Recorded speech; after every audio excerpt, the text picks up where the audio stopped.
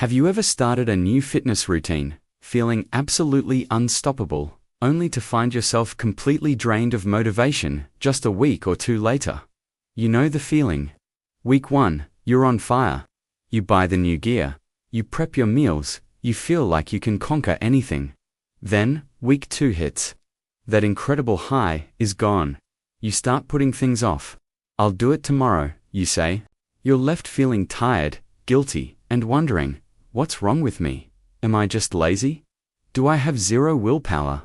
Well, I'm here to tell you the answer is a resounding no. You're not lazy, and your willpower is probably just fine. What's most likely happening is that you've fallen into a biological trap. A trap set by a powerful little molecule in your brain called dopamine. And in this video, we're going to break down exactly why your brain seems to betray you like this, and, more importantly, how to escape that trap using a simple method called Calm Fitness. So, let's talk about dopamine. We often hear it called the happiness hormone, but that's not quite right. A more accurate way to think about dopamine is as the molecule of motivation and anticipation. It's not released when you get a reward. It's released before you get the reward. It's that little voice in your head that says, hey, that looks good. Go do that thing, and you'll get something great out of it. When you decide to embark on a new fitness journey, your brain is absolutely flooded with dopamine. Buying those shiny new running shoes, that's a dopamine hit. Trying a cool new exercise you saw online, another dopamine hit. Crossing the finish line of your very first 5,000 run, a massive, massive dopamine hit. This is what we can call the honeymoon phase. Everything is fresh, exciting, and new, and your brain is just handing out rewards left and right, simply because you're doing something different. But here's where the problem starts. Your brain is an incredible adaptation machine. Its primary job is to be efficient. So, what happens by week 2? Well, that exercise isn't so new anymore. That 5K run, you've already done it. It's becoming routine. Now, this is the crucial part. The effort you're putting in is still the same. You still have to lace up your shoes. You still have to go out and run. You still have to push yourself. But the chemical reward your brain is giving you for that same effort has dropped significantly. This phenomenon is called dopamine tolerance. Your brain basically starts to ask, wait a minute, why am I putting in all this effort for a reward that keeps getting smaller? And that is the exact moment your motivation seems to vanish into thin air. It's not your fault. It's just how our brains are wired. The old reward just isn't exciting anymore. That feeling of being drained, bored, or uninspired is a biological signal that your dopamine baseline has dropped. You're in a dopamine deficit. And you know what makes this problem even worse? Modern hustle fitness culture. We're constantly bombarded with messages like go hard or go home, and pushed towards high-intensity interval training, or HIIT workouts. But what are we really doing when we do that? We're chasing a dopamine hit. We're trying to create the biggest, most intense, artificial high possible to feel that initial rush again. But just like drinking coffee, you eventually build a tolerance. You'll need a bigger and bigger doser, more intense workout to get the same feeling.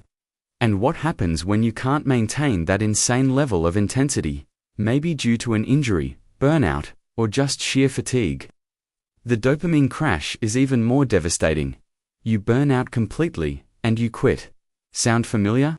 So, if constantly chasing a bigger dopamine hit isn't the answer, what is?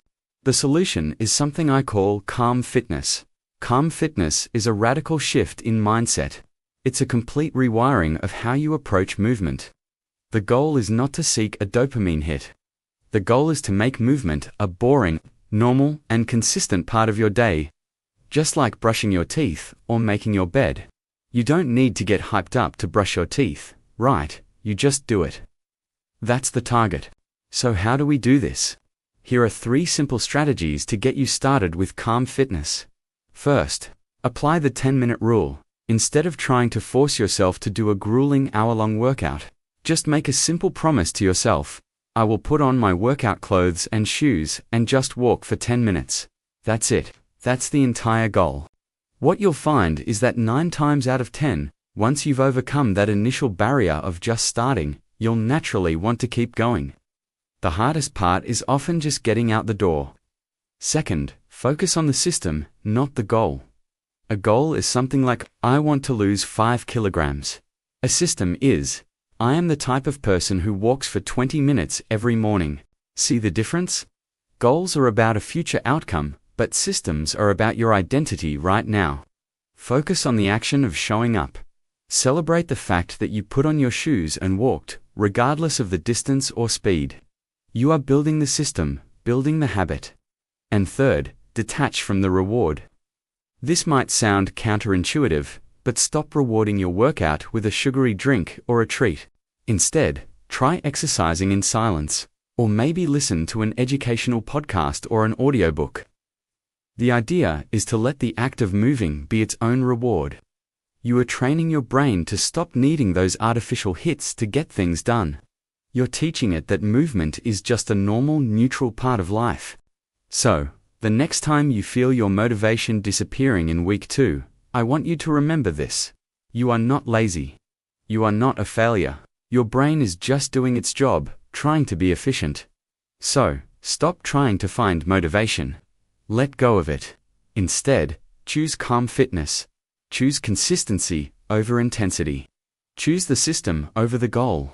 Because, as the saying goes, motivation is what gets you started, but habit is what keeps you going. What do you think of this calm fitness approach? Have you ever experienced that week 2 motivation crash? I'd love to hear your story, so share it down in the comments below.